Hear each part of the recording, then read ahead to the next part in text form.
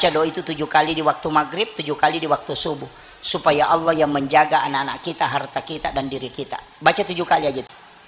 Kalau mau tambah, bismillahi masyaallah la quwata illa billah. Itu diamalkan itu. Kalau tidak hafal, baca 2 ayat terakhir Quran surat Taubah, ayat Al-Husni. Itu ayat itu luar biasa. Laqad ja'akum. Siapa yang membaca 7 kali di waktu maghrib, 7 kali di waktu subuh, itu dijaga betul itu, Pak. Bahkan dijauhkan dari musibah tiba-tiba. Kalau masih tidak bisa, kalau mau tidur baca basmalah 21 kali. Setiap di jari tangan itu ditutup bismillahirrahmanirrahim, bismillahirrahmanirrahim, bismillahirrahmanirrahim. Itu 10 di jari tangan, 10 di kaki, baru tekan di pusar 1 kali, supaya kita tidak kena musibah, termasuk pencurian, kiriman santet, kemudian rumahnya juga tidak akan terbakar.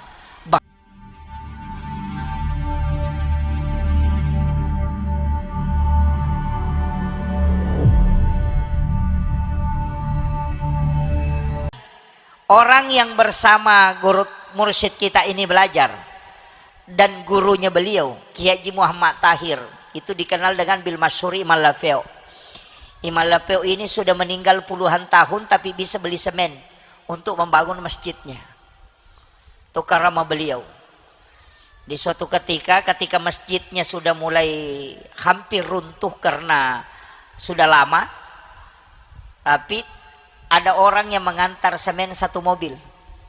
Itu dari Bosowa. Jadi diantar ke Lapeo, tempat itu. Kemudian tidak ada orang yang mau terima, karena sumbangannya itu terlalu besar, dan tidak ada yang tahu siapa yang menyumbang. Dia takutnya kalau salah alamat.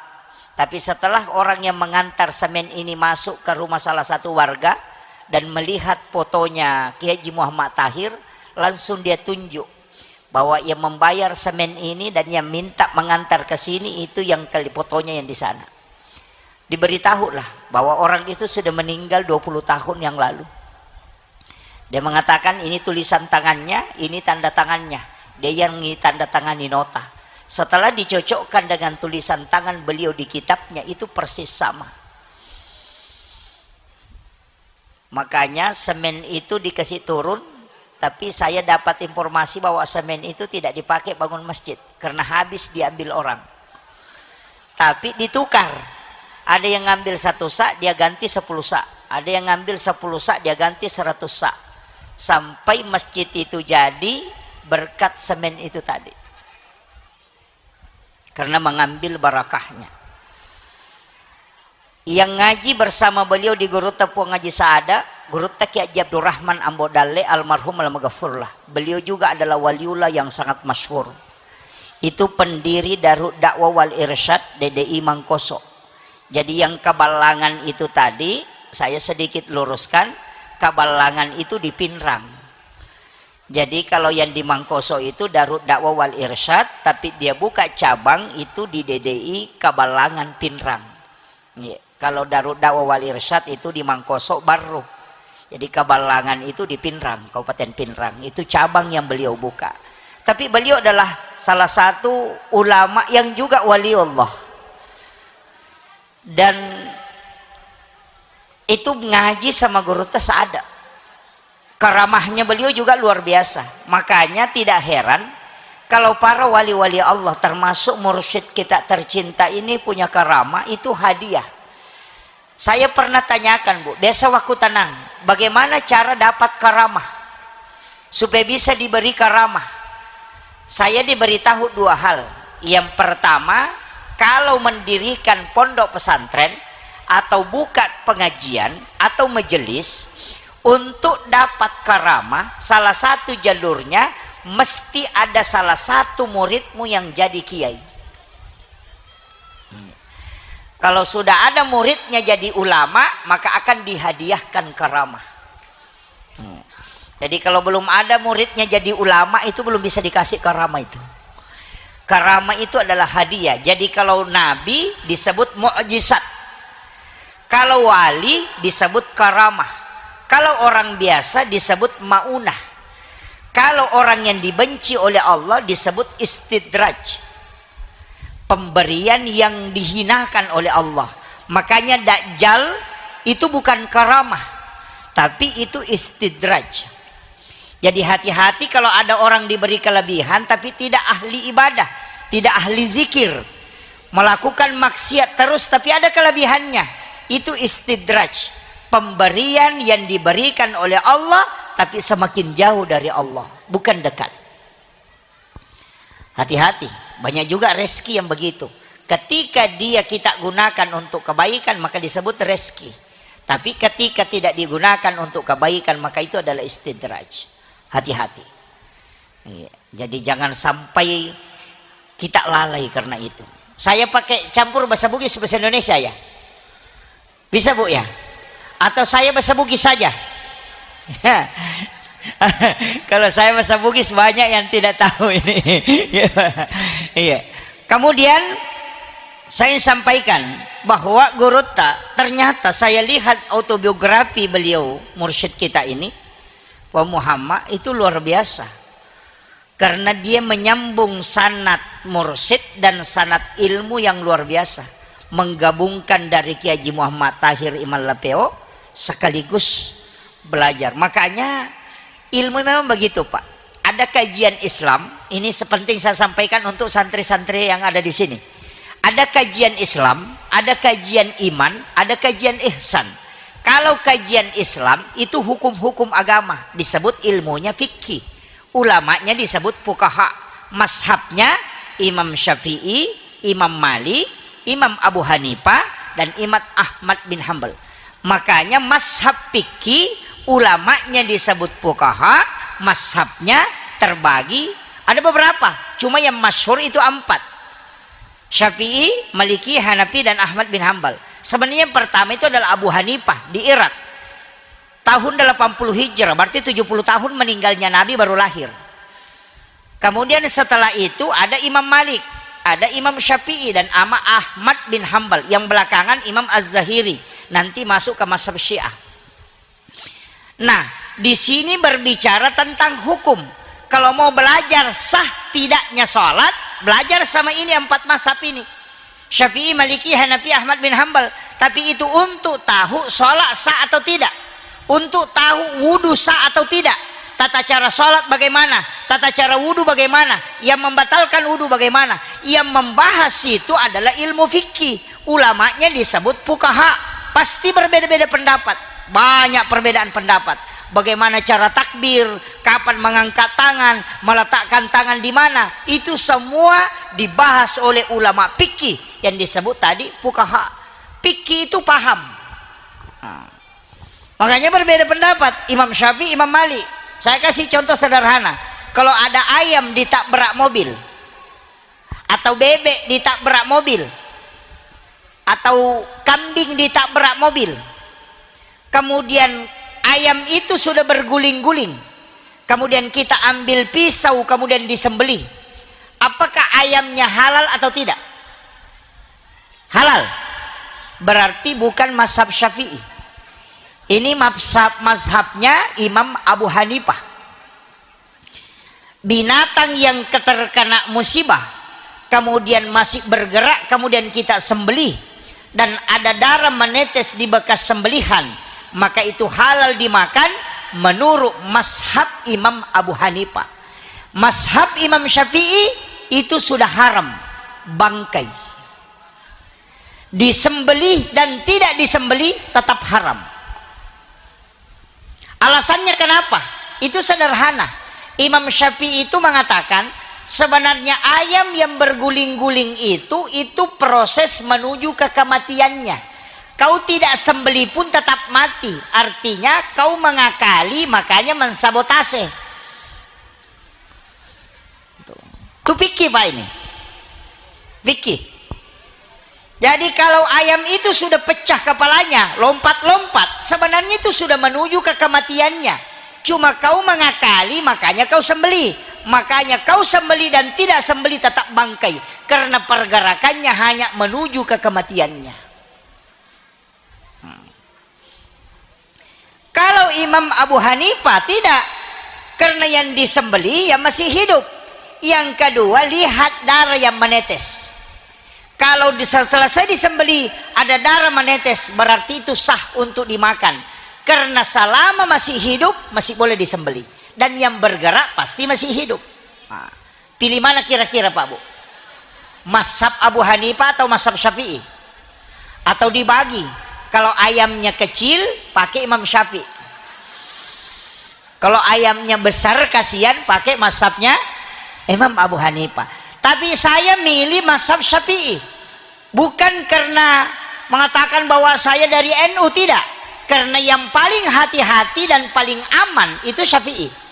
Kenapa? Nanti Bapak Ibu kalau datang ke pasar beli ayam potong yang masih hidup itu, kemudian tukang penjual ini sembeli ayam potong dan masukkan ke dalam drum, kemudian ayamnya bertumpuk dan meninggal karena tertindis oleh ayam yang lain. Kalau mazhabnya Abu Hanifah itu bangkai, karena dia meninggal karena tertindis, bukan karena disembelih. Tapi kalau pakai mazhabnya Syafi'i tadi, yang dihitung yang pertama, karena awalnya disembelih, maka tertindis pun tidak masalah. Nah, pilih mana kira-kira? Kembali lagi ke Syafi'i. Itu kuncinya. Makanya dalam agama, ukilalana agama, nareko kita mengkaji harus dipisahkan mana kajian fikih, mana kajian tauhid, dan mana kajian tasawuf. Mursyid kita ini lari ke tarekat, tapi pasti hatam di fikih, karena ngaji sama guru sa'ada, pasti ngaji fikih. Ulama tarekat itu pasti awalnya di fikih dulu, baru paham tauhid, baru masuk ke hakikat. Nah yang sekarang langsung lompat ke hakikat, tidak ngaji fikih. Makanya mengenal Allah secara hakikat tapi tidak sholat, kan banyak itu, tidak sholat tapi akidahnya kuat. Makanya kenapa itu dilarang? Apa bedanya dengan iblis? Iblis itu mengenal Allah tapi dia tidak sujud. Ini saya luruskan dulu. Ini ya, saya luruskan dulu ya Bu.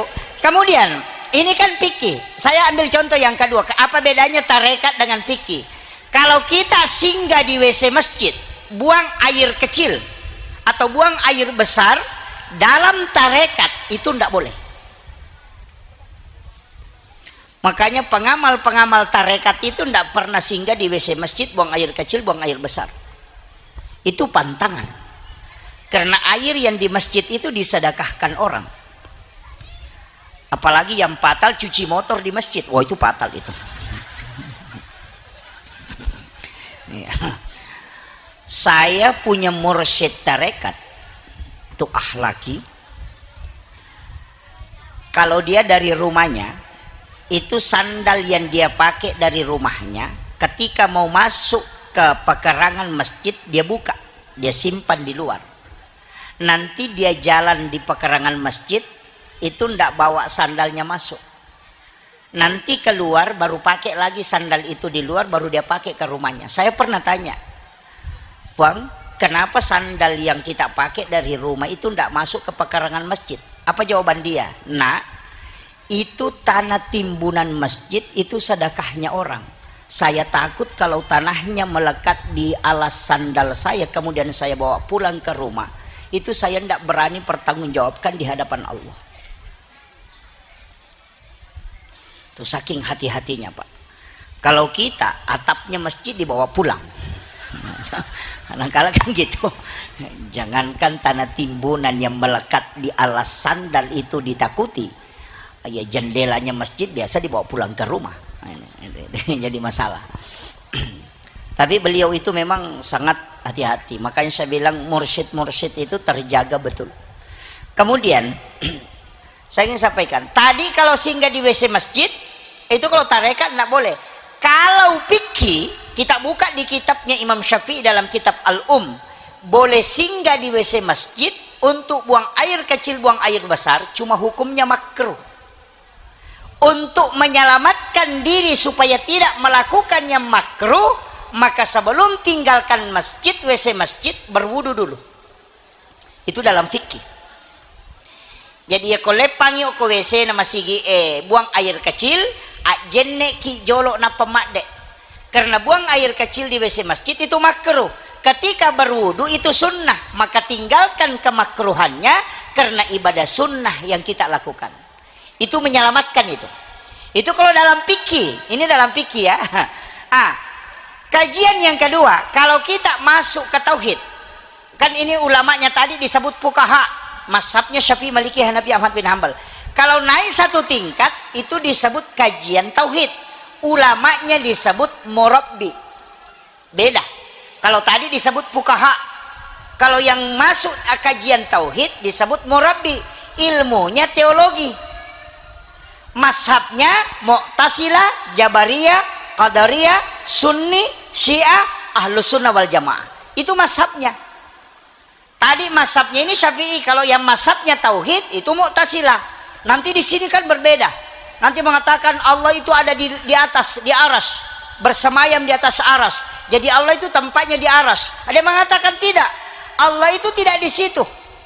Makanya ketika Nabi melaksanakan Isra Mi'raj, Nabi naik ke Sidratil Muntaha sampai ke alam istawa, kemudian dia melihat Allah. Dari yang lain selain Ahlus Sunnah wal Jamaah mengatakan berarti Allah ada di situ karena Nabi melihat Allah di situ. Yang kita pahami di Ahlus Sunnah tidak, bahwa Allah tidak di situ, dia masih jauh, bukan di alam mustawa. Bagaimana cara memahami? Kalau saya mengatakan begini, saya naik ke lantai 2 masjid, dari lantai 2 saya naik ke loteng, dari loteng kemudian saya naik ke menara, di menara saya melihat matahari, atau di menara saya melihat bulan.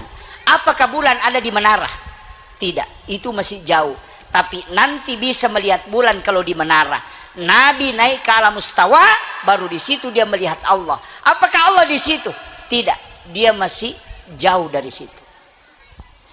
Begitu cara memahami di Ahlus Sunnah. Tapi dia mengatakan memang Allah duduk di situ. Wah, itulah yang menganggap bahwa Allah itu istiwa, itu duduk. Ini itu tauhid.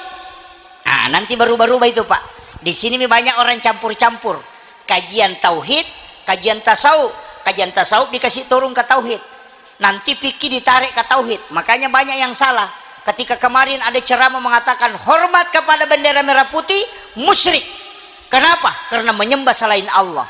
Itu karena contoh tasawuf, adab ditarik ke tauhid.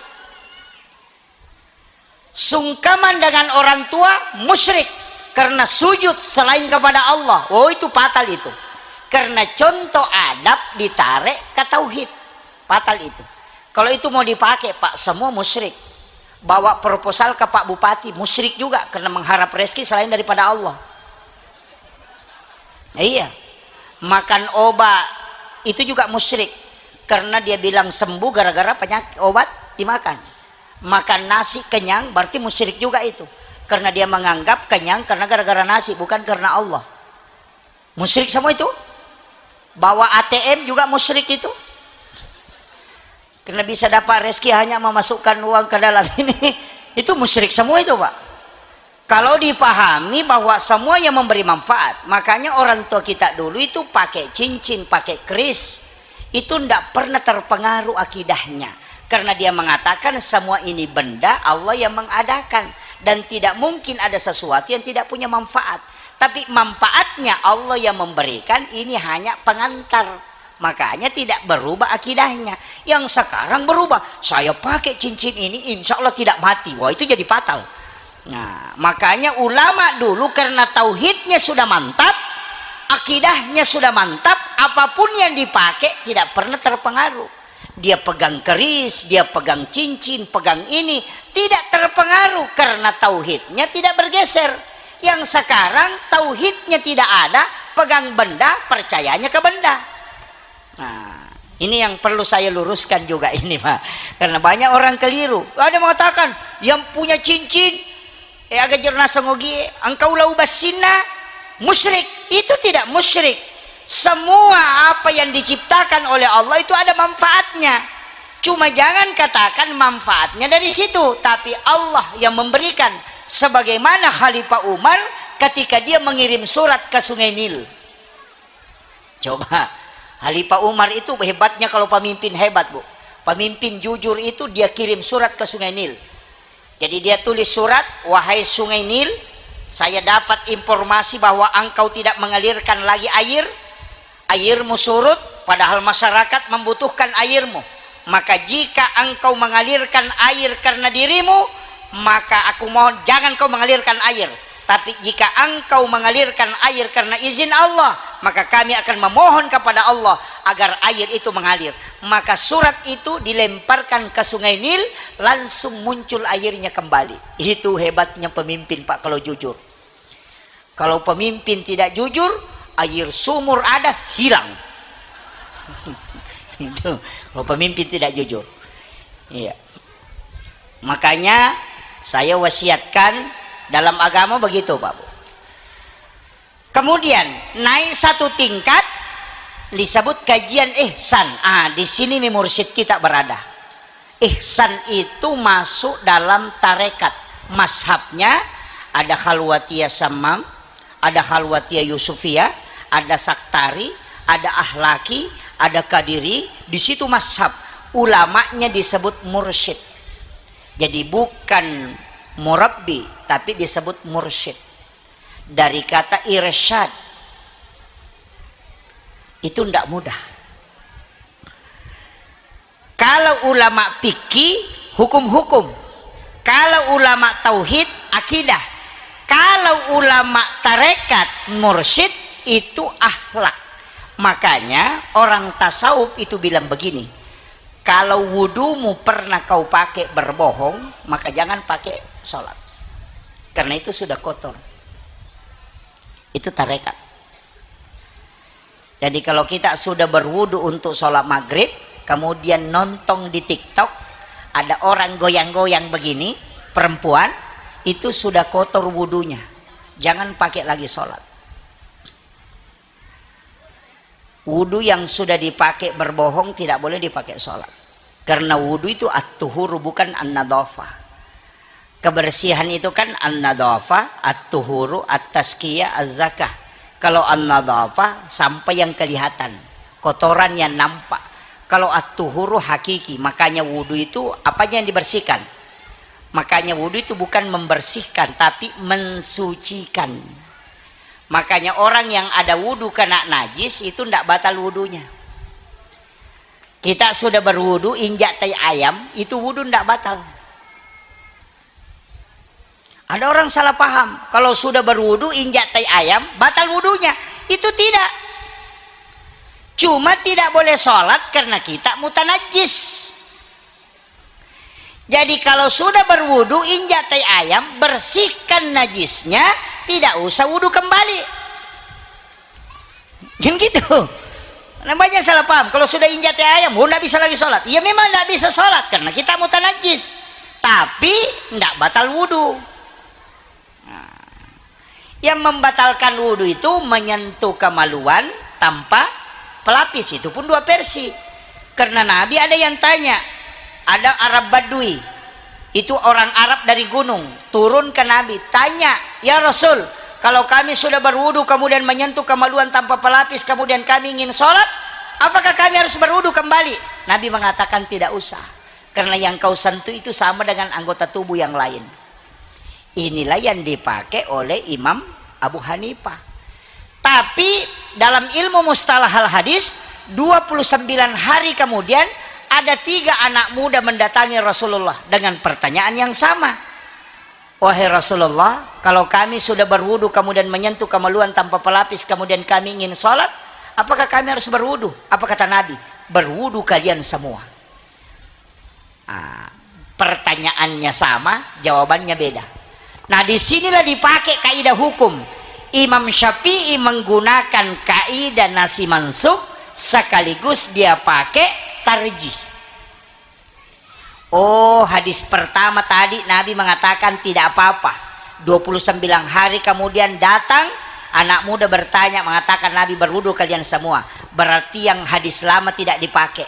Itu namanya dinasih mansuk. Makanya kalau sekarang amandemen undang-undang, undang-undang lama tidak dipakai, yang dipakai undang-undang baru. Itu tidak dipakai, itu di amandemen. Kemudian yang kedua, orang tua yang bertanya sendirinya, tidak ada saksinya. Ini 3 anak muda, berarti orang tua ini tidak ada saksinya, tidak kuat hadisnya. Makanya dipakailah hadis bahwa menyentuh kemaluan tanpa pelapis batal wudhu. Tapi Imam Malik melihat dari sisi yang berbeda. Apa kata Imam Malik? Tunggu dulu. Hadis pertama tidak Nabi mengatakan batal, berarti masih dipakai. Coba lihat siapa yang bertanya. Yang bertanya pertama orang tua, yang kedua anak muda. Berarti bukan menyentuhnya yang membatalkan, tapi syahwat. Karena kalau orang tua yang sentuh kemaluan, itu mungkin gatal gitu na pegangi. Atau nagaruk-garuk gitu, tidak apa-apa, tidak ada syahwatnya. Tapi kalau anak muda yang pegang, karena pasti ada syahwat, maka itu batal. Sehingga dia mengatakan bukan menyentuhnya yang menyebabkan batal, tapi syahwat ketika menyentuhnya. Itu sama-sama hadisnya tapi beda pendapat. Itu fikihnya.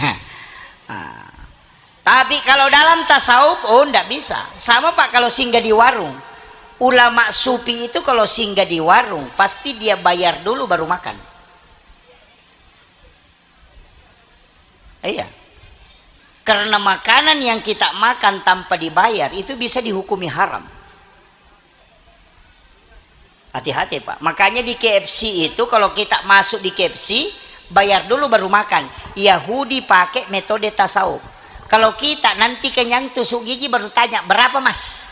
Nah, bagaimana kira-kira kalau kita sementara makan kemudian kita meninggal, nah makanan itu tidak terbayarkan. Maka disitulah memasukkan makanan yang tidak suci dalam diri kita. Nabi itu tidak memakan sesuatu kecuali itu sudah betul-betul menjadi miliknya. Tidak ada bedanya kita pergi ke tetangga, tak ambil mangganya, kita makan dulu, nanti sudah dimakan baru diminta. Sama kalau singgah di warung, makan dulu baru bayar, itu tidak ada bedanya. Mulai pusing bapak-bapak ini. Hanya kalau ngaji tasawuf itu tidak mudah. Makanya jangan coba-coba menyalahkan ulama-ulama, terutama mursyid kita ini. Kalau ada yang diucapkan itu jauh pandangannya dia. Makanya sama dengan Gus Dur. Semua ucapannya nanti terbukti padahal orang mengatakan dia gurau. Tapi nanti terbukti setelah beliau wafat. Kenapa? Karena dunia dipendekkan oleh Allah. Iya. Tadi saya melihat ada beberapa karamah beliau. Bisa mengetahui bahwa orang ini tinggal sekian hari itu karena koneksi ruhiyah. Beliau ini tidak wafat bagi kita, dia masih hidup. Makanya orang meninggal itu Pak sebenarnya Nabi kan sudah sampaikan. Ini cuma kita tidak pakai aja itu. Nabi kan mengatakan an-naum ahul maut. Tidur itu saudara dengan mati. Itu aja dipakai Pak. Pelajari aja tidur. Semua pendapat-pendapat itu yang liberal terbantahkan dengan hadis ini. Yang mengatakan tidak ada azab kubur itu terbantahkan dengan an-naumu ahul maut. Saya pernah ngaji khusus hadis ini itu 2 hari 2 malam. An-naumu ahul maut. Saya nggak bongkar sedikit ya. An-naumu ahul maut ini, tidur itu saudara dengan mati. Cuma Nabi tidak mengatakan tidur itu sama dengan mati. Dia cuma mengatakan saudara. Kalau saudara itu artinya sama. Saya kasih tahu, kalau orang tidur kemudian bermimpi, itu bisa melihat. Kan bisa melihat. Ya kau angkat tahu matinro nakatulu-tulu, dia bermimpi melihat dirinya ke sawah, bermimpi melihat dirinya ke Jakarta, bermimpi melihat dirinya ke Makassar misalnya, atau ke kebun. Itu melihat padahal matanya tertutup. Orang tidur itu kan matanya tertutup. Nah pertanyaannya, mata apa yang dipakai melihat orang yang tidur itu ketika dia bermimpi sehingga dia bisa melihat? Coba. Kan gitu. Kita bermimpi itu melihat si anu datang, padahal matanya tertutup ketika dia tidur.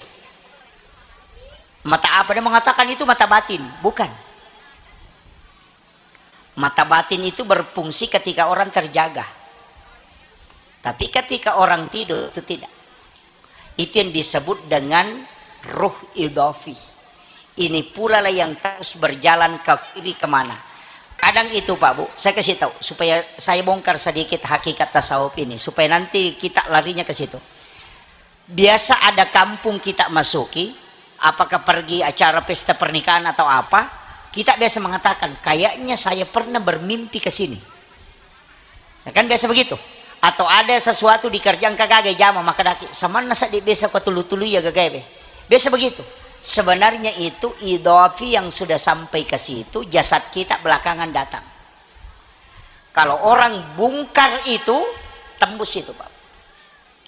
Itu ilmu kasyaf menggunakan lipatan bumi. Tapi saya tidak bongkar ke situ dulu. Nanti saya kasih tahu. Nanti kan ada jalurnya. Kemudian orang tidur kalau mimpi disiksa itu merasakan sakit. Mimpi dikejar anjing, oh bangun ngos-ngosan, keringatan, padahal dia tidak lari. Itu ibarat siksaan kubur yang jasadnya tidak disentuh tapi merasakan sakit. Itu yang banyak orang tidak pelajari di situ, Pak. Jadi orang mengatakan tidak ada azab kubur itu karena tidak paham ilmu itu. Kemudian, ini intinya. Orang bermimpi bolak-balik ke Jakarta, padahal dia cuma tidur 10 menit. Perjalanan singkat dia bisa ke Jakarta, dia bisa ke Makassar, melihat dirinya di Jakarta keliling, pulang, padahal dia cuma tidurnya 10 menit. Bahkan biasa bermimpi di beberapa tempat. Nah, lihat dirinya di Jakarta, kemudian bermimpi lagi, nah lihat dirinya ke Makassar, padahal tidurnya 10 menit. Kalau dia baru berjalan normal tidak mungkin bisa sampai, tapi karena ruhnya yang diperjalankan maka dia bisa kemanapun, tapi waktunya lama, dia rasakan lama di sana, padahal dia cuma duduk atau dia cuma tidur 10 menit saja. Bagaimana? Waktu di alam mimpi yang begitu singkat, ketika ditarik ke alam lahiriah itu begitu lama. Begitulah ulama kita. Kenapa dia bisa mengatakan seperti Guru Kiai Abdul Rahman Ambodale? Apa yang dia bilang? Saya ngaji kitab Al-Um 30 tahun sama Imam Syafi'i. Padahal dia tidak ketemu. Itu kalau orang pakai rasionya, itu dia bilang orang gila. Karena dia tidak pelajari alam hakikat. Oke, saya tarik ke modern supaya kita tidak bingung. Apalagi anak santri kita supaya tidak bingung. Kalau kita mau ke Mekah sekarang, mau ke Tanah Suci sekarang, atau mau ke Madinah sekarang, bisa. Saya kasih kunci. Kita bisa membagi 2 diri dalam satu waktu. Bagaimana ilmunya? Ambil HP Android, kemudian lakukan video call. Video call, nanti suara kita ada di Mekah. Kalau ada orang di Mekah, suara kita ada di Mekah, gambar ada di Mekah, padahal kita ada di sini. Tidak ada kabel di handphone, tidak ada kabel. Kenapa bisa kita ada di dalam situ? Padahal di sini hanya perangkatnya besi dan timah. Kenapa bisa masuk ke sini? Ini alam apa? HP ini kan masih alam dunia. Tapi kenapa kita bisa masuk ke situ? Kelihatan ada di Mekah, bisa bicara, didengarkan suaranya. Itu tadi yang dilakukan oleh mursyid kita ketika dia berjalan melarang orang yang ikut dengannya itu ngomong, dan ketika dia melihat sesuatu. Itu karena yang diperjalankan bukan alam lahiriah tapi alam metafisika. Maka disitulah yang dipakai mursyid-mursyid tarekat. Dia bisa melihat sesuatu, dia bisa melintasi dengan waktu yang singkat, tapi dia bisa sampai dengan waktu yang sangat singkat. Kalau normal tidak bisa. Kalau orang naik pesawat ke Mekah mungkin butuh 9 jam, tapi kalau video call sepersekian detik dia bisa berada di situ. Itulah yang dipakai para sufi, karena nurnya dia miliki. Kalbunya adalah transitornya, tapi ruh yang koneksi itu bisa berada di situ. Makanya jangan heran kalau ulama bisa tawaf di Mekah, di Ka'bah, padahal dia ada di sini. Ini saya belum bongkar, Pak Bu. Ini masih ada alamnya masuk ke dalam. Tapi kalau itu yang dibahas, bahaya juga. Saya tidak sampai ke situ, tapi saya akan kasih tahu bahwa itulah alam yang dipakai para ulama-ulama sufi. Iya. Kenapa bisa koneksi? Makanya Allah itu kan tidak jauh. Wa huwa ma'akum aina ma kuntum. Allah itu kan dekat. Tapi kapan dia jauh? Ketika kita tidak koneksi. HP juga begitu. Kadangkala HP-nya baku dekatan, tapi karena jaringan tidak konek, itu tidak bisa nyambung. walaupun HP-nya berdekatan. Tapi kalau HP berjauhan, koneksi jaringannya kuat, itu bisa. Ulama dulu seperti itu. Tapi hati harus dijaga, tidak boleh berbohong. Sekali bohong tertutup, maka dia itu lebih baik mati daripada bohong. Dan semua yang pengaruh keduniawian pasti dia buang, tapi tidak meninggalkan dunia, tidak. Pengaruh keduniawian dia tidak masukkan ke dalam kalbunya, sehingga ketika dia sholat tidak terganggu dengan kehidupan dunia. Kalau kita masuk semua kehidupan dunia, Allah yang keluar kencang-kencang Allahu Akbar, tidak bisa konek. Kenapa? Karena yang mengisi semua dunia. Nah, iya, ulama dulu dunianya, makanya ada istilahnya itu jamaah tablik. Dunia hanya sementara, akhirat selamanya. Kemudian ini kan istilah-istilah, itu istilah tasawuf yang ditarik, cuma banyak yang memahami sederhana. Makanya ini masyarakat banyak, pondok pesantren kita luar biasa, santri-santri kita. Saya tadi kasih tahu Pak Kiai, sebaiknya seluruh santri itu mondok, jangan bolak-balik. Mestinya santri itu mondok, tapi pesantren itu bukan tempat untuk menjamin anak kita menjadi baik, tidak. Jadi pesantren itu bukan tempat sulap, tapi pesantren itu tempat mengajarkan tata cara hidupnya Nabi, mengajarkan akhlaknya Nabi. Kalau dia tidak bisa mengambil itu jangan salahkan. Jadi fungsinya guru itu hanya mengajarkan, bukan membuat anak itu pintar. Karena yang membuat pintar itu adalah urusan Allah. Makanya guru-guru di pesantren jangan pernah berharap santrinya mau pintar, jangan. Jadi aku mah Pak Guru ki aja tamelo ko macet anak-anak tak. Jangan mau kalau anak-anak kita jadi beriman, tidak. Karena yang mengurus itu urusannya Allah. Urusan kita cuma satu, ajarkan apa yang kau telah ketahui, baru serahkan kepada Allah hidayahnya. Itu aja kuncinya. Kenapa banyak guru stres? Karena dia mau bikin pintar muridnya. Nah kalau tidak pintar nih muridnya marah-marah nih. Nah kalau marah-marah pasti tidak ikhlas. Itu aja kuncinya kan. Jadi kuncinya guru, ajarkan apa yang kau miliki dan ikhlas doakan ke anak yang telah kau ajarkan agar diberi hidayah. Jangan pernah berharap anak kita mau pintar, jangan pernah berharap anak kita mau cerdas, anak kita mau beriman. Tidak, serahkan kepada Allah semua hidayahnya, nanti dia yang ngurus. Karena yang dilihat Allah bukan hasil tapi prosesnya. Ibu-ibu juga jadi masalah, bapak-bapak. Nanti kalau ada anaknya nakal baru dikasih masuk di pesantren, bikin ancaman lagi. Nakal kok gue bawa gitu ke pondok. Nah, ini jadi masalah juga. Iya, betako lo ikut lo pesantren ini. Baru anaknya dikasih masuk di pondok langsung mau jadi ulama. Wah, patal itu. Besi taisengan apa tama memang jadi ulawang, ndak bisa. Iya. Kalau besi karat dikasih masuk palingan dipoles. Kalau mobil rusak ronsokan dikasih masuk di bengkel harus dipukul, baru diamplas, baru didiko, itu baru bagus.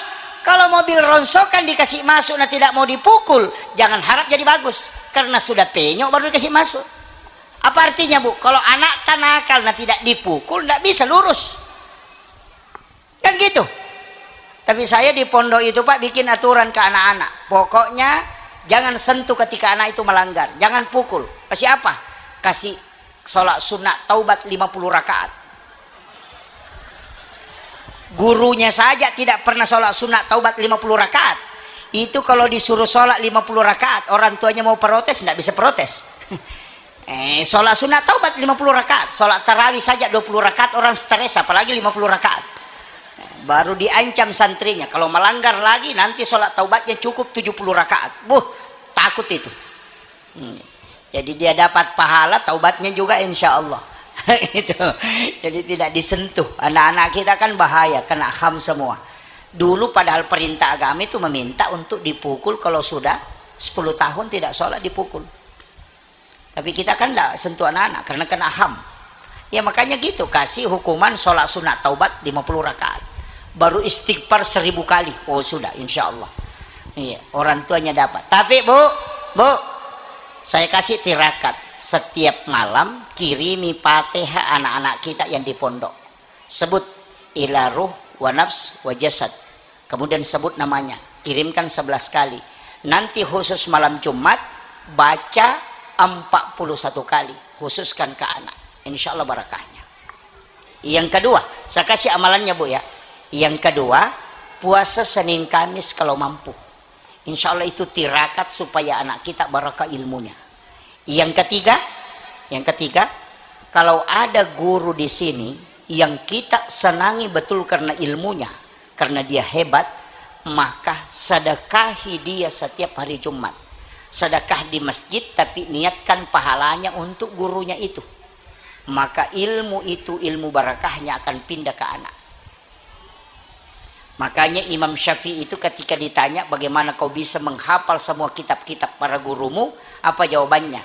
Karena saya mensedekahkan guruku setiap hari Jumat, yang saya kagumi itu saya sedekahkan sehingga ilmunya bisa saya ambil. Tas sumbangan ni tapi tanya untuk ini, tanya kangi pahalana lo ku guruna. Yang ada kiai di sini mengajar gurunya, itu yang kita sedekahkan. Karena masalah memang juga orang tuanya anak-anak banyak pak. Kita yang didik anak-anaknya, kita yang ajar setiap malam, bikin pintar, sekalinya sedekah ke orang lain. Bukan ke gurunya. Mestinya itu kalau datang jenguk anak, tasidakai guruna. Doakan, minta didoakan. Gurunya itu tidak mungkin minta. Jangan di luar sedekah. Masa tahu mewai anak tak alena pada cengnya anak tak bimbing anak tentu menjadi orang baik, baru orang yang disedekahi. Coba pikirkan, sama je pembimbing haji, dia yang selalu ajarkan doanya labbaik Allahumma labbaik, sekalinya jamaah haji menyumbang ke orang Pakistan. Stres pembimbingnya itu. Iya kan banyak begitu. Saya kasih tahu, ini pondok pesantren. Di sini dibangun bangunan yang kokoh. Jangan sampai cahaya ini redup di tempat ini. Nurnya mursyid kita masih ada di sini. Tapi saya ingin kasih tahu berapa harta yang kita wakafkan di pondok Pak Bu. Yang punya kebun nanas berapa pohon? Kalau 1000 pohon, sumbangkan 10 pohon khusus untuk pesantren. Bikin MOU dengan Allah. Ya Rabb, ini kebunku, sekian ribu pohon nanas, saya sisakan 100 pohon, saya wakafkan ke pondok.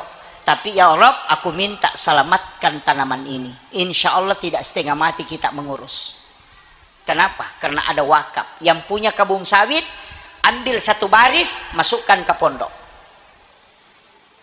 Ini yang banyak orang tidak gunakan Pak. Masa kita punya tempat di sini mendidik anak-anak, kita bilang gurunya besar pahalanya? Oh tidak. Pimpinan pesantren besar pahalanya? Tidak. Anak-anak yang belajar besar pahalanya? Tidak. Siapa yang paling besar pahalanya? Yang mewakafkan hartanya di pondok, membangun asrama, membangun kelas. Kenapa? Pahala gurunya yang mengajar, pahala santri yang belajar, pahala pembina yang mendidik, dikumpul semua, baru dikasih kepada orang yang mewakafkan hartanya untuk membangun asrama. Kenapa? Tidak mungkin ada anak belajar, tidak mungkin ada guru mengajar, tidak mungkin ada pengurus seandainya tidak ada tempat. Maka yang mewakafkan tempat belajar itu dikumpul semua pahala yang mengajar sekaligus yang belajar, baru diserahkan ke dia. Itulah kenapa orang yang bangun masjid itu dibangunkan istana di dalam surga, biar tidak sholat. Orang yang sedekah ke masjid itu kalau tidak sholat Pak, itu tetap ada rumahnya di surga, dijanji. Tidak mungkin Allah meninggalkan janjinya. Nabi sudah bilang, man bana masjidan fid dunya lillahi ta'ala banallahu lahu baitan fil jannah. Siapa yang bangun rumah Allah di muka bumi, maka dibangunkan istana di dalam surga.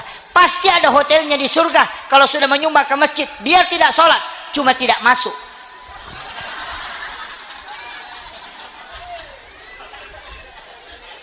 Iya pastilah. Makanya dikasih tahu dibangunkan istana, bukan dibilang masuk surga. Kan gitu. Sama aja orang yang sogok dengan orang menyogok, tidak berdosa itu. Coba cari. Adakah hadisnya mengatakan orang disogok dan menyogok berdosa? Tidak ada. Makanya kalau ada bupati menyogok, ada wali kota menyogok, ada camat menyogok, ada kepala desa menyogok, tidak berdosa. Yang ambil sogokan tidak berdosa juga. Hadisnya cuma bilang ar-rasi wal murtasi pinar, yang disogok dan menyogok keduanya masuk neraka. Itu sih, tidak berdosa.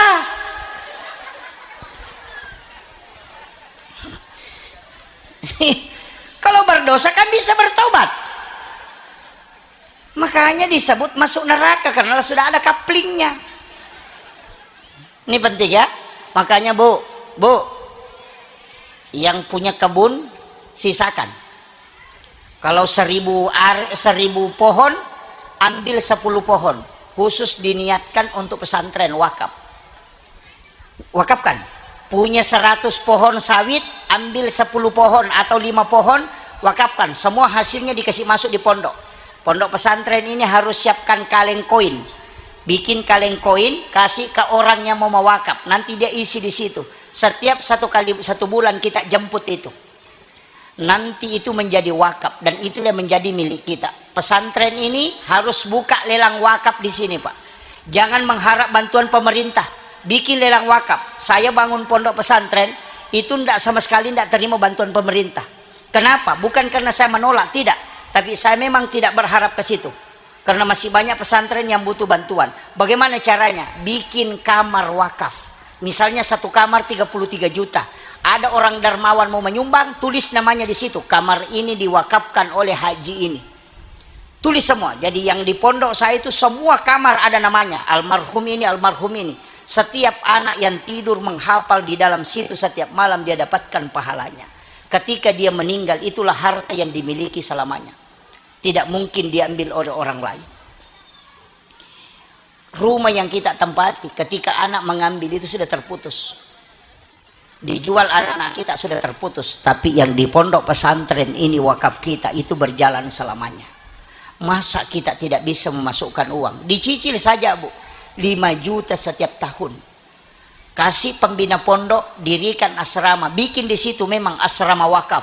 Jadi setiap 1 kamar berapa juta. Kita tinggal sedekahkan setiap.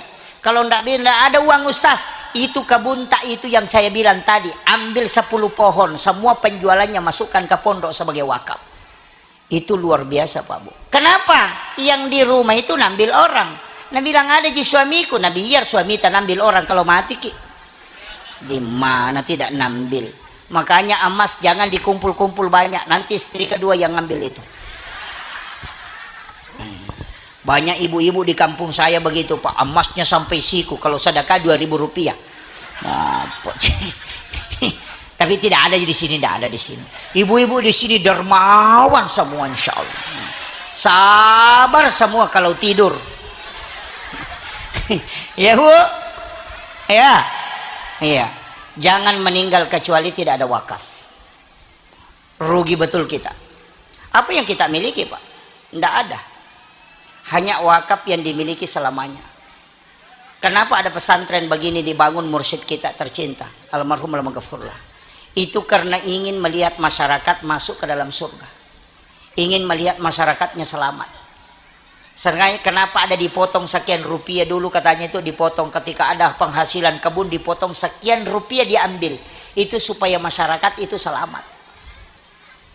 Bu, mau masuk surga tidak melalui jalur sirat, tidak ditimbang amalnya, mau? Ada caranya. Itu sedekah. Tapi ini kurang, Pak. Ini jarang orang ceramahkan. Tingkatan sedekah itu ada 5. Yang pertama ada sedekah rahasia. Sedekah rahasia ini yang paling tinggi. Kalau ibu bapak punya penyakit seperti kanker, dokter sudah angkat tangan. Atau ada penyakit yang tidak bisa ditemukan oleh dokter, pakai jalur ini tadi, sedekah rahasia. Di dalam satu riwayat Rasulullah menyampaikan bahwa ada orang nanti baru berjalan menuju kepada mahsyar, itu sudah dijemput oleh malaikat, dibawa ke ila rafiqil a'la, tidak dibawa ke mizanullah, tidak ditimbang amalnya, apalagi lewat titian siratal mustaqim, itu tidak, karena baru berjalan menuju kepada mahsyar sudah dijemput. Siapa dia? Rasulullah mengatakan, orang yang bersedekah tapi dia tidak tahu siapa yang disedekahi, dan yang disedekahi pun tidak tahu siapa yang mensedekahi. Ini penting saya sampaikan. Itu tidak dibawa kepada masyar, baru jalan menuju kepada masyar itu sudah dijemput, dibawa ke ila rafiqil a'la, di tempat yang sangat tinggi. Allah nyuruh malaikatnya, hai malaikat, itu fulan bin fulan, ambilkan sebelum dia ke sana, bawa ke sini. Coba, itu hadis sahih. Bagaimana caranya? Ibu bapak tanya ke pembina di sini pondok, adakah anak yatim piatu di sini? Adakah anak fakir miskin di sini? Kalau mengatakan ada, kasih tahu Mi. Nggak usah kasih tahu saya namanya, jangan perlihatkan saya fotonya. Orangnya nggak usah ketemu dengan saya. Tapi anak itu juga jangan kasih tahu kalau saya yang membantunya. Itulah yang dimaksud Nabi, yang sedekah tidak tahu siapa yang disedekahi, yang bersedekah pun, yang disedekahi pun tidak tahu siapa yang mensedekahi. Jadi tahu mas sumbangnya dia ni sangi makadaniga na sumbang, tahu isumbangnya dia tahu ni sangi makadaniga sumbang. Bayarkan kantingnya anak-anak kita itu tanpa memberitahunya bahwa saya yang membantu. Nanti ketika anak itu selesai sekolah di sini, kita ketemu di luar, kita tidak pernah tahu bahwa kita yang membantunya. Dia pun tidak pernah tahu kalau kita yang membantunya. Nanti orang seperti ini, kata Nabi, baru berjalan kepada mahsyar sudah dijemput oleh Allah, dibawa ke ila rafiqil a'la. Tapi kalau yang ngumpul anak yatim, dijejer di atas panggung, baru dikasih amplop, baru disoting, itu masih di blender. Nggak langsung itu. Saya kasih tahu memang. Itu belum langsung itu. Makanya kalau mau rahasia pakai jalur itu. Datang ke pembina, tanyakan, ada anak yatim? Ada. Nggak usah kasih tahu saya namanya, nggak usah kasih tahu orangnya. Nanti saya yang bantu untuk bayarkan pembayarannya sampai selesai. Nggak usah ketemu dengan siapa. Yang kedua, manfaatnya apa? Ketika ibu kena penyakit, ada masalah yang tidak bisa diselesaikan, sholat sunnah hajat 2 rakaat, baru minta kepada Allah, puang talengak barakak nih ya pak kasiwek ku tapalepak kak poloku masalah, itu langsung dicabut. Itulah yang disebut dengan bertawassul dengan amal soleh. Ini yang jarang orang miliki, Pak. Karena sedekah itu kan tingkatannya gitu, yang rahasia. Ada juga yang kedua, kalau tidak bisa pakai bayar begitu, tidak bisa pakai yang kedua. Bagaimana? Ada orang minta sumbangan, ambil uangnya, jangan lihat uang berapa. Buka, kalau ada orang minta sumbangan, kasih kunci tempat uang. Ini kunci laci, silakan ambil uang di sana. Bisa sedekah begitu, Bu? Hah? Ya kong katau milau sumbangan, talek bani goncingon rodita. Ini kunci tempat uang, pikir mau ambil, ada di situ di dalam. Atau kita kasih pin ATM, bisa? Oh, enggak bisa. Kalau enggak bisa, pakai yang ketiga. Bagaimana caranya? Kalau orang minta sumbangan, buka laci, jangan lihat uang berapa, tutup mata, ambil 2-3 lembar, kemudian kasih ke orang yang minta itu tadi, jangan lihat uang berapa. Itu hadis qudsi. Allah mengatakan, siapa hambaku memberikan kepadaku, dia tidak menghitungnya, maka aku pun akan membalasnya dengan tidak menghitungnya pula. Nah, bisa kira-kira? Makanya kalau lewat celengan, kumpul uang di saku, ambil 1-2 lembar, masukkan ke celengan, jangan lihat uang berapa. Kalau kita kadang bolak-balik, ditarik uang 100, didorong lagi masuk. Nah, salah cabut. Nah, ini kan jadi masalah. Sedekahnya 2.000 rupiah, uangnya juga uang kusut, kesik masuk lah, bilana tukar gitu panitia. Nah, baru mintanya besar-besar. Ini penting saya wasiatkan. Sedekah itu menolak bala. Makanya sedekah itu pancingan. Biasa memancing, Bu, toh? Biasa kita memancing. Biasa memancing orang di sini. Biasa. Kalau orang memancing itu nak kasih cacing di pancingan, itu cacing untuk ikan atau untuk kita? Untuk ikan. Kalau untuk ikan jangan pakai pancing, cacing saja dilempar.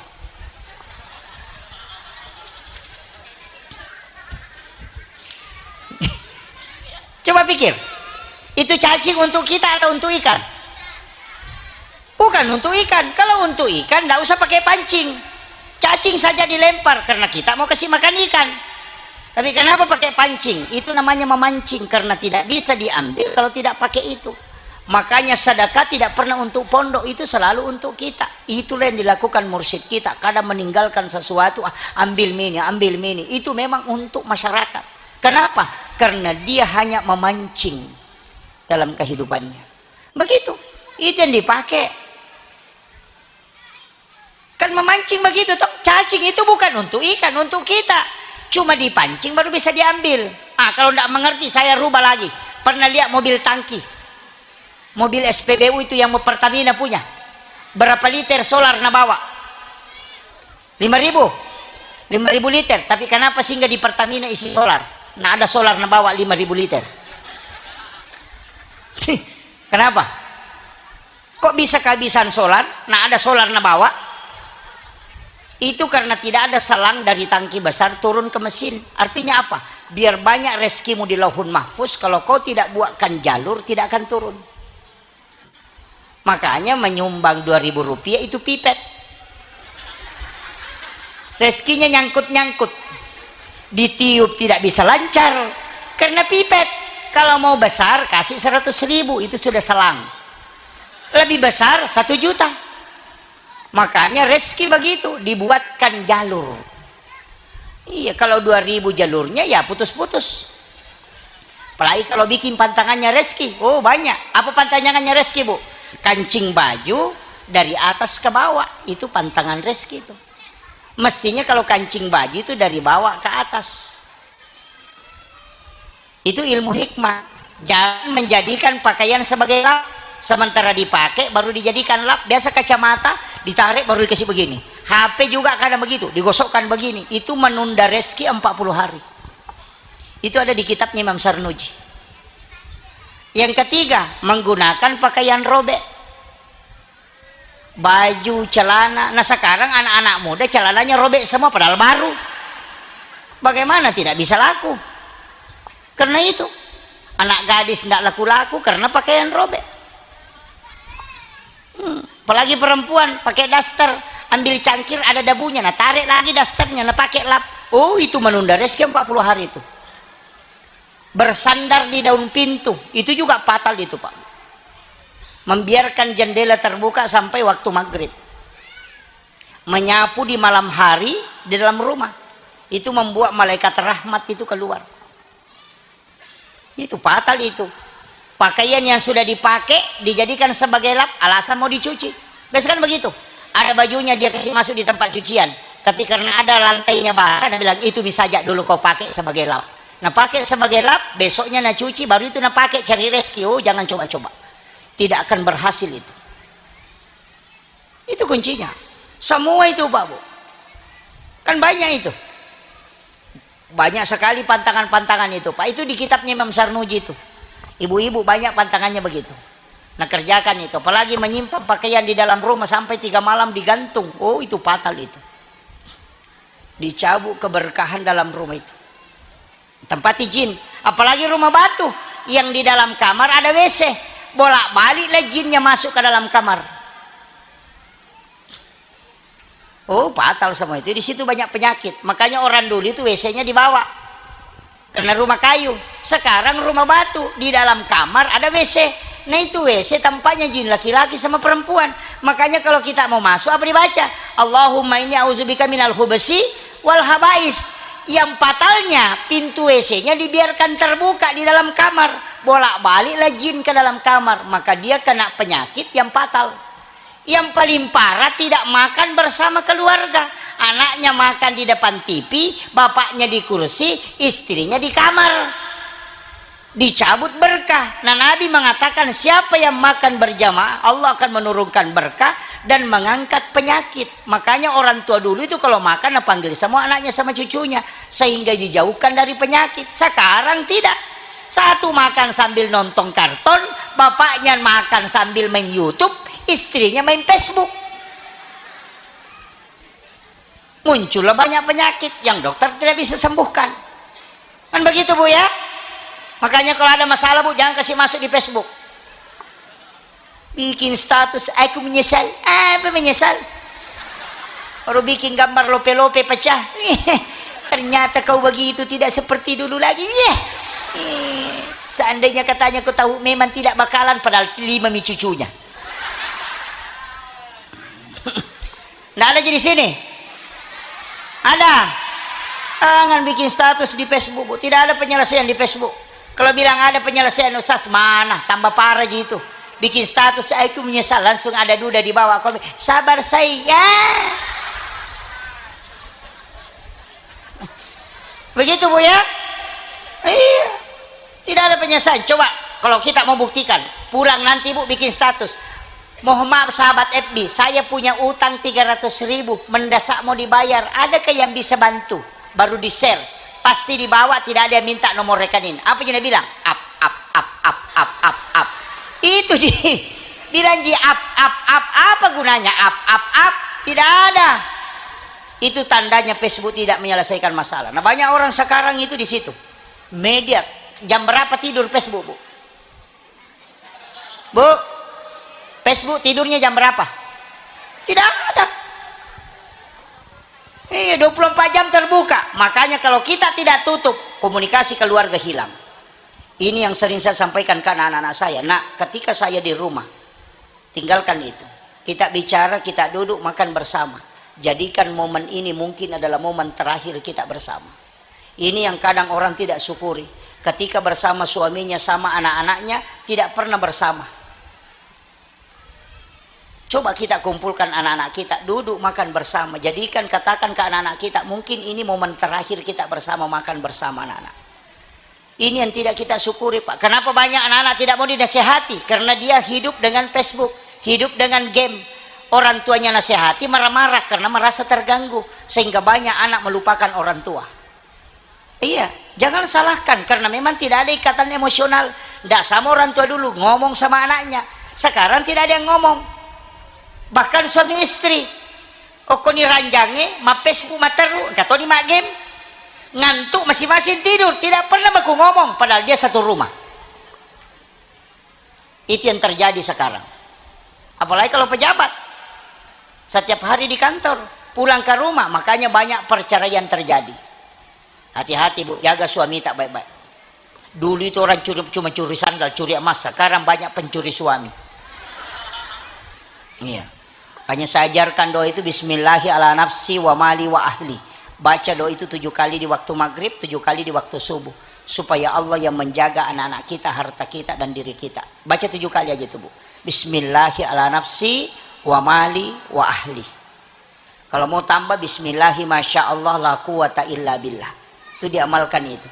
Kalau tidak hafal, baca 2 ayat terakhir Quran surat Taubah, ayat Al-Husni. Itu ayat itu luar biasa. Laqad ja'akum. Siapa yang membaca 7 kali di waktu maghrib, 7 kali di waktu subuh, itu dijaga betul itu, Pak. Bahkan dijauhkan dari musibah tiba-tiba. Kalau masih tidak bisa, kalau mau tidur baca basmalah 21 kali. Setiap di jari tangan itu ditutup, Bismillahirrahmanirrahim, Bismillahirrahmanirrahim, Bismillahirrahmanirrahim. Itu 10 di jari tangan, 10 di kaki, baru tekan di pusar 1 kali. Supaya kita tidak kena musibah, termasuk pencurian, kiriman santet, kemudian rumahnya juga tidak akan terbakar. Bahkan rumah itu tidak akan kena banjir, kecuali dia bikin rumah di pinggir sungai. Iya. Itu basmalah ditutup itu. Tapi kalau tidak bisa, saya ijazahkan ke santri-santri sekaligus ke pembina pondok pesantren ini. Saya ingin kasih tahu, ada 1 salawat jangan tinggalkan. Baca 1000 kali setiap hari. Setiap hari baca 1000. Itu salawat Jibril. Termasuk pondok pesantren Lirboyo itu saya dapat informasi beliau itu membangun pondok dengan salawat Jibril. Itu pula yang saya pakai.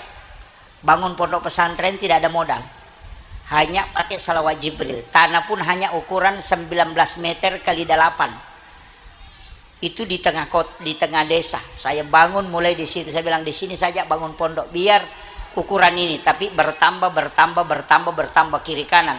Bahkan ada tanah saya minta beli mahal, dia tidak mau jual. Saya hanya kirimi salawat Jibril, alhamdulillah 2 bulan dikasih cuma-cuma, diwakafkan. Saya mengatakan di sini barakahnya. Bangunan yang di dalam pondok saya tidak pernah bangun, yang bangun itu orang lain. Itu pun saya bacakan dengan salawat Jibril.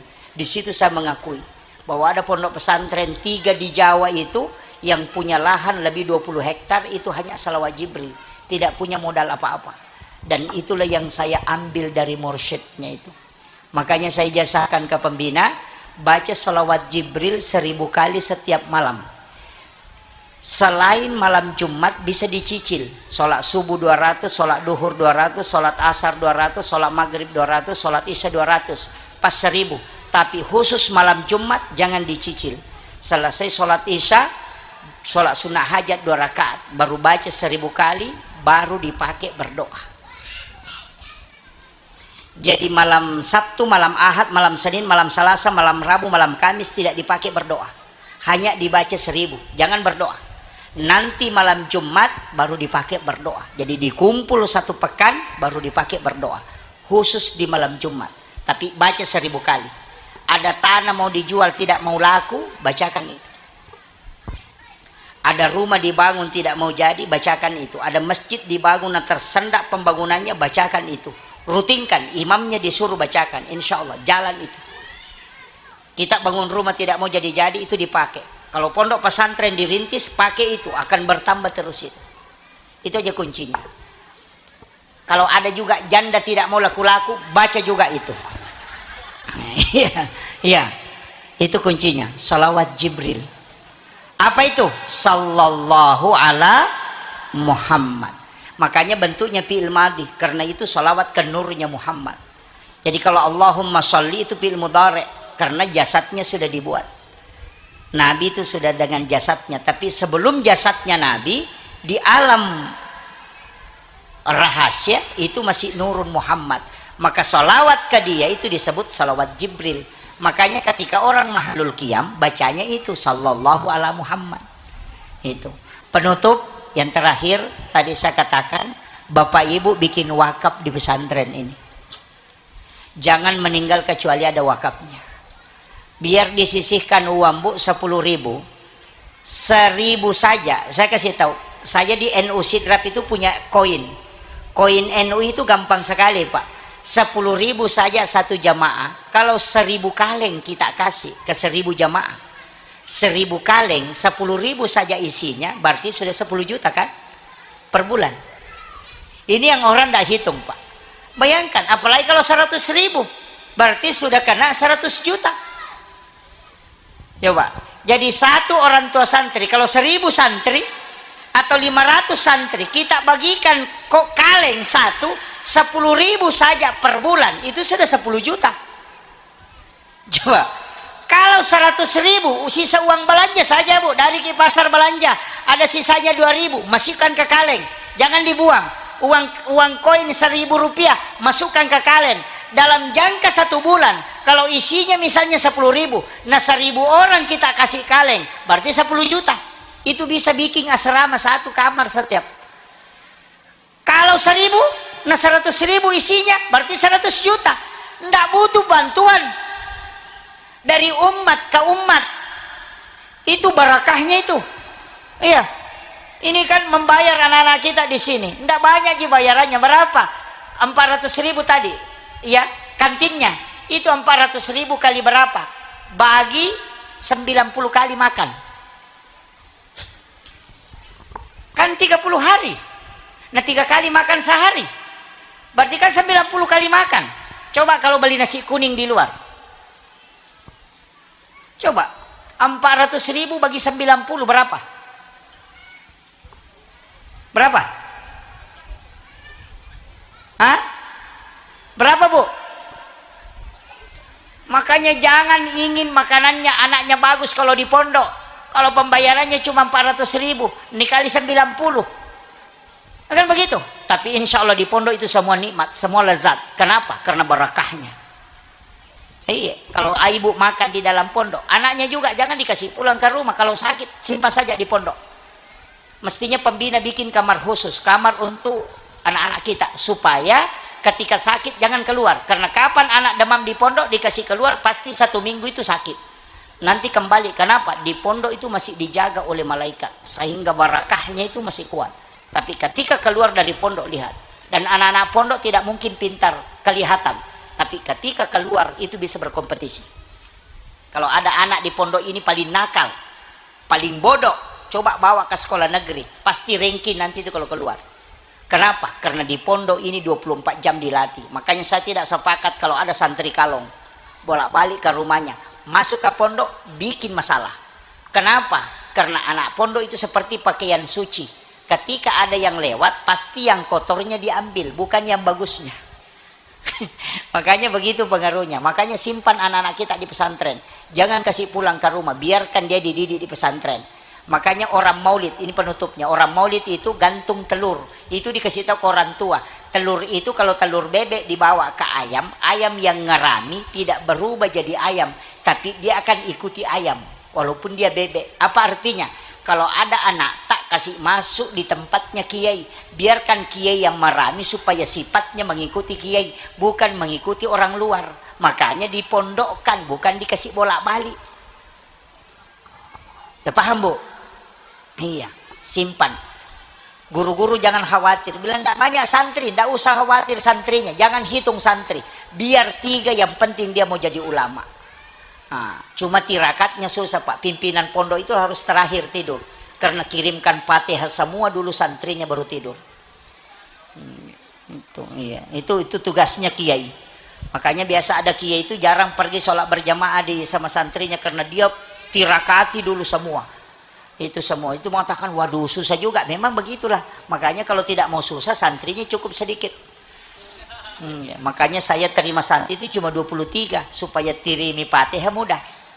Nah, itu kalau santrinya sampai kayak pondok pesantren Sidogiri itu kan 17.000 santrinya. Wah, stres itu kalau kita 17.000. Tapi kalau ditirakati semua itu luar biasa. Makanya bantu kiai, bantu pimpinan pondok, bantu pembina, anak-anak kita kirimi Fatihah, Bu, supaya anak-anak kita tenang di tempat ini.